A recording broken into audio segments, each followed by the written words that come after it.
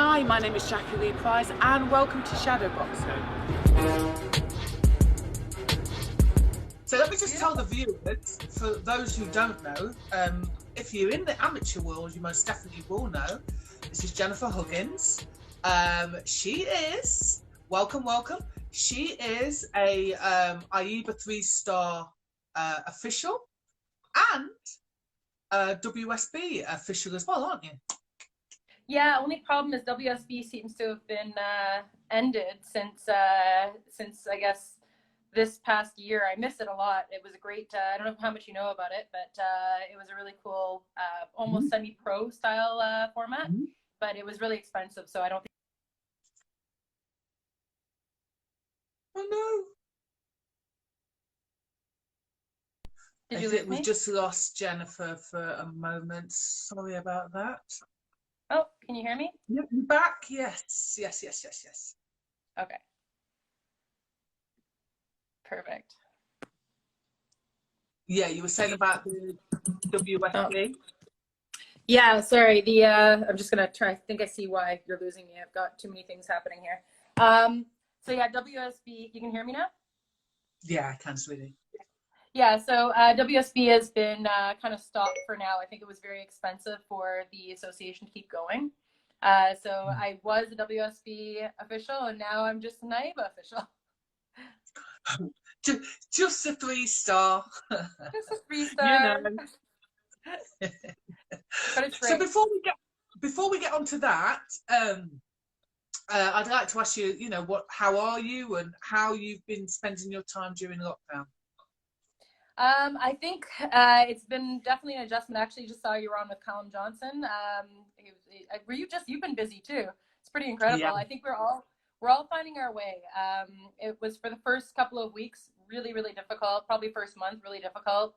I have a lot of people who rely on answers for me to, to progress with things that they were working on and how to work forward. So it was really difficult for the first month probably. And now I've just found new ways and new outlets, and I've been doing a lot more interviews, which is something I used to not have time to do. So it's nice to be able to share the information in a way that is not so, I guess we've got more time to do it. I mean, you're a busy lady, aren't you? But let's first talk about, you've got a gym. You are a magician's assistant. You've been doing your reading. Why? So and yeah, go on, tell me about that. Go on. Yeah, actually, I've been to the UK. I've been to a place called Blackpool. Yeah. Blackpool is like the Vegas of the Las Vegas of the UK, apparently. So yeah, before all of this incredible boxing stuff, I was a competitive figure skater and a dancer, and ended up continuing on. I held on to that as long as I could, and I still perform professionally as a magician's assistant. It's helped me in ways you wouldn't imagine. I mean, when I got up in front of, massive crowds in front of world championships for boxing, most people would get really, really, really nervous. For me, I think that it wasn't nerves. I was able to push past. I mean, it's nerve-wracking because it matters so much to, obviously, not just myself, but to the athletes that they're relying on you to make the right decisions and on the people watching you. But I think realistically, the amount of work I've done on stages in front of, I've worked around the world. Beijing, I worked on one of the Olympic stages, which was probably for 100,000 people. And I mean, I've been on TV for, millions at a time. So that really gave me the platform to be able to feel confident in front of big crowds, I think. So, oh, did I lose you again? No, you're there. We're still good? Yeah. Oh, we're good. Perfect. So I've been busy with that, and I try to get in when I can, the performing. But now I've got my boxing gym. So about 15 years ago, I opened Kingsway Boxing, which is in Toronto, Ontario, Canada. And basically from there, I've just taken steps to get more involved with the sport. So I kind of went backwards. I was international for refereeing and judging, and came back to doing the local stuff. So now I'm actually the president of Boxing Ontario, the association that's local to our province here in Canada. So it's been a busy life, but it all works hand in hand. I was going to say, so firstly, and for people that don't know, it's not that easy. It's easy to become an official, but it's not easy to become the level of official that you are. That's the first thing. Secondly, not to diminish any of your achievements, but you have probably got to be the hottest official on the boxing circuit. That's what I think. I've seen a few. I've got a good few friends that are that I would think are pretty hot as well, that I work with internationally as a referee. It's funny. It comes up because I think when people think of referee, especially boxing referee, first they think male, then they think kind of they think maybe a burly, strong, you know, ex-boxer male. I'm an ex-boxer, but not a big burly, strong ex-boxer. And then I think they think older. I think that's probably more than, you know, the way I look. It's the age that I am, and I'm definitely older than I look. But I think that just the age has always been kind of an issue for me. But yeah, I think there's definitely not as many females in this end of the job, and wasn't something I really planned on being. I planned on being female, I guess, no, but I never planned on being a referee and judge at this level. It just it kept on working its way up and up. Because I'm so competitive, I think that's probably why. So I'm a judge as well. I'm not a referee. I've never refed. So I'm an official and I'm a boxing coach. So I understand how difficult it is to get where you have gotten to. Let's talk about that for a second. How did you make first your moves into officiating? How easy or hard was it? And then now to get to that top level, did you get any resistance, or were the doors open for you? It's interesting. A lot of people ask me now, you know, especially officials of boxing, how do I get to the level you got to? How do I take the next step? What do I do? What's the pathway? And I think there's a huge amount of luck that has to do with where I've gotten to, being seen by the right people at the right time. It's not necessarily something that the pathway is lined up where you can take a course and then the next course and then you can pay to take the next course. And it's not like that. It's not like a normal, I guess, even being talented. I think there's a lot of really great, I'm from a very big province here in Canada, and right from my own province, right from my own city, there's some incredible officials that I would say, given the experiences that I've been given, I think would be at the same level as I am, are just as good, if not better maybe. But I was seen by the right people at the right time. I definitely worked really hard. Just because you get seen by the right people and put into the right positions I was actually fast tracked. So I started off as an official, just like yourself. I was able to be recognized and brought up to the national level, and then got seen by the right person when I was taking my international 1-star. And I got fast tracked, again, timing. I got fast tracked to be a 3-star within 1 month of becoming a national level official. So that was, yeah, and it was purely, they were looking for, I think at the time they needed more officials. They had the WSB running, they had APB running. I don't know if you remember APB. London actually, yeah, you guys hosted a couple of really cool ones. So they were in need of new officials, and I definitely know they were in need of female officials because it was the first cycle after they allowed women into the Olympics for boxing. So I kind of came in right after London. I was already an official, but I came into the international kind of area just after London, and it was just timing. So I got, but then once they put you there, you're only as good as your last bout. Same thing for as a boxer, as an athlete. So yeah, so it wasn't really a step-by-step process that most people could follow. At this point now, you just have to work really hard, get noticed for the right reasons, don't get noticed for the wrong reasons, and align yourself with good mentors. But like you say, it's not enough just to have the qualifications. You've got to have that good eye within the ring or at the side of the ring, haven't you, in order to progress. Definitely. So in terms of the sort of Road to Tokyo, were you involved in any of those events at all? So I did a lot of the qualifiers leading up to Rio. As you know, there was quite a bit of scandals, and AIBA has been removed as the sanctioning body for the Olympic boxing for this coming, I guess it was going to be Tokyo 2020, but 2021. I personally was not selected as one of the IOC officials that was going to be used for the Tokyo qualifiers. I know they had a pool of officials, and it was something of a lottery, for lack of a better description. I did some of the qualifiers. I was flown out to Australia. I did their qualifiers for the country.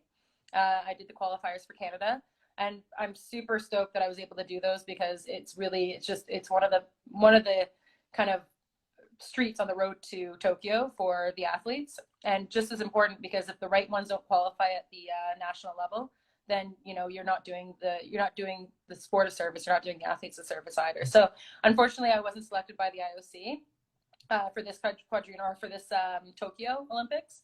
But I'm still on the radar. I'm still doing as great of a job as I can, and it gives me actually quite a bit more time to work locally, which is something that as I mentioned, I just took the position as president of the association here. You touched on the fact that usually officials are a lot older, aren't they? Probably because they've got a little bit more time on their hands and stuff. But what advice would you give to anyone that finishes boxing, amateur boxing, and they decide that maybe the coaching is a little bit too much for them in terms of taking up the time, and they would like to become an official? What words of advice would you give them? I kind of lost you there, but I think I've caught most of the gist of the question. Do you still see me? Yeah, I can, sweetie. Okay, sorry. I don't know if it's my internet here. Canada might not. I think we're in the middle of the day here in Canada, where everyone's trying to do their work. So I think they're using they're using the Wi-Fi a lot more here. So you were saying the gist of the question was, sorry, because I missed the. Yeah, no worries. So if there was a young person that wanted to start officiating at even at club level, do you know what I mean, or national level, what bits of advice would you give them? So the biggest thing that I think that we have to move forward with is we can't have a great sport without great officials, and we can't have a effective solution to the issues that we're facing without having great boxers who want to put their time back into the sport as officials. Because if a huge portion of what people consider to be the problem was the officials or was the politics of it, then the only way to fix that is to put good people in there. So I always encourage athletes, it doesn't matter what level they are, but athletes especially who have accomplished a lot in the sport or are still involved with accomplishing a lot in the sport, to get involved locally, become part of the solution. We love the sport. We all know that we love the sport. We've all been through some horrible situations because of it. The athletes have, the coaches have, and the officials have as well. The ones who are still here to talk about it.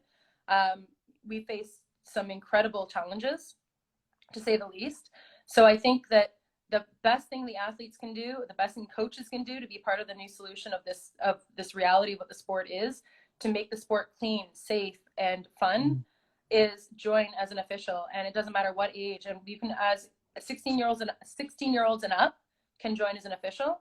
So that's been actually one of the roles I've taken here in Canada, is trying to be an ambassador for the sport, show that you don't have to be big, old, and fat to be a referee. I don't think they are anymore. I think there's a lot more young, fit referees out there. It's becoming cool. I think that's what it is. It is very cool to be a good official. It's very sexy to be, a good official who can make the sport beautiful. And it's not how you look, but it's how you operate within the sport. So we need more people with my mentality, with your mentality, that want to invest in the sport at that level, because without the officials, you're just practicing, right? And that's the reality of any sport.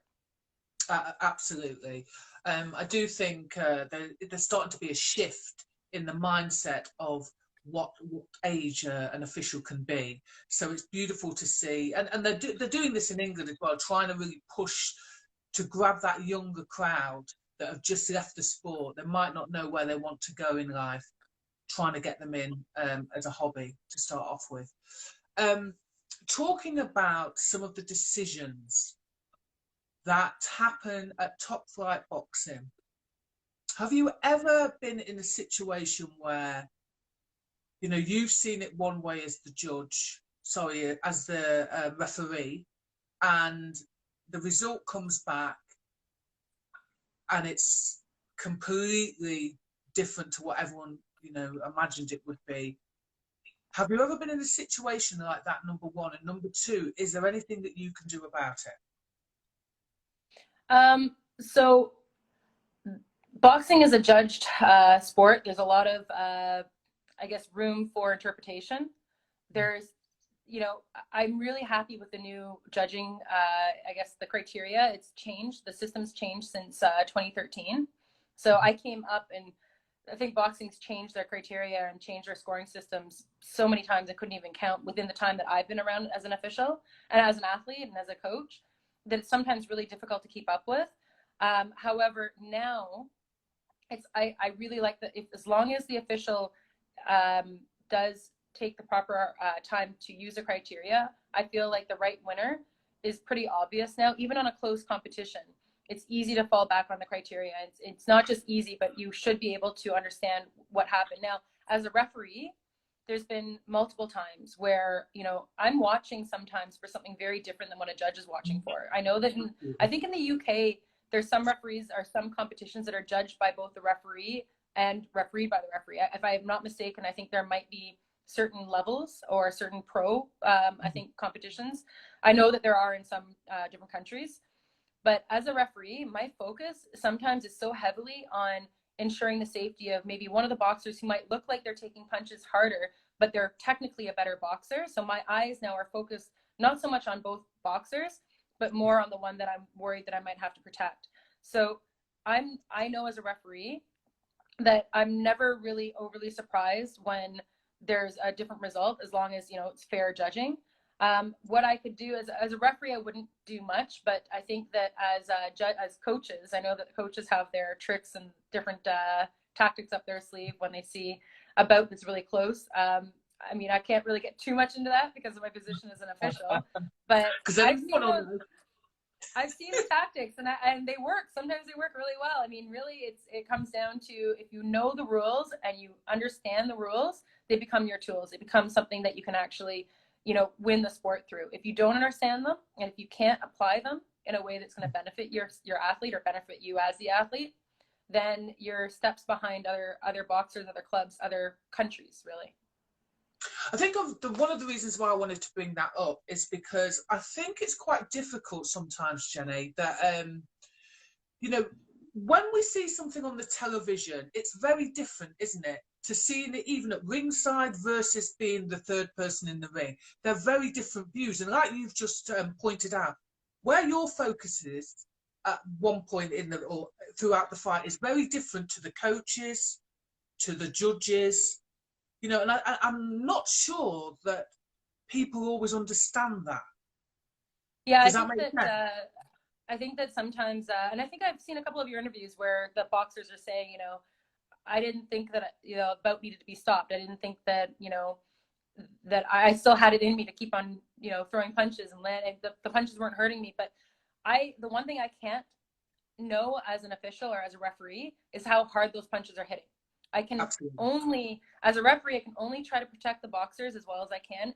And that focus sometimes shifts to specific things that I'm looking for. So it's very difficult to, as a judge, to see what the referee's seeing. You can't. That's why there's a referee inside the ring.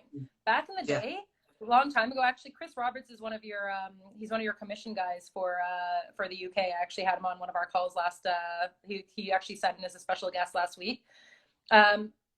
He shared a video of back in the day, they used to have the referees from outside of the ring, and they used to, you know, be speaking inside of the ring. Well, you can't see what's going on. You have no idea what's going on as a judge sitting around the ring. Those impact of those punches, the eyes, the, you know, just where things go. So I think that it's an interesting thing that a lot of people don't understand what's actually happening in the ring for the boxers. Boxers first and foremost know what's going on, but as a referee, it's such a big job. I used to say it was harder to be a referee, it really is, than to be a boxer in some ways. I'm used to having one person in front of me when I was boxing, but as a referee, you've got two people that you have to equally stand between and know what's going on at the same time. I used to only have to have one person in front of me, and I only had to worry about the punches coming my way. As a referee, you have to worry about punches from both boxers coming your way. I have been punched once when I was first new to refereeing. I definitely got punched when it was of the joke, because I know the guy still. He was a 69-kilogram fighter, and the joke is always that he didn't hit very hard because I didn't go down. I was really pissed off. Did your instincts kick in and you threw a shot back at him? It was so surreal. It was because I was still competing at the time when I first started refereeing. But when I got the shot, it was like slow motion because it was pretty hard and it was a blind shot on his part. I was about to get in to give an 8 count, and it goes to show you, you know, the boxer's just on, you know, fight or flight. So he was in the corner, came around, punched me in the face with his southpaw with his right hook. But I was just reaching in to give him an 8 count. So he reached over my hand, punched me in the face, got me right in the jaw. My head snapped it felt like it went like in a circle.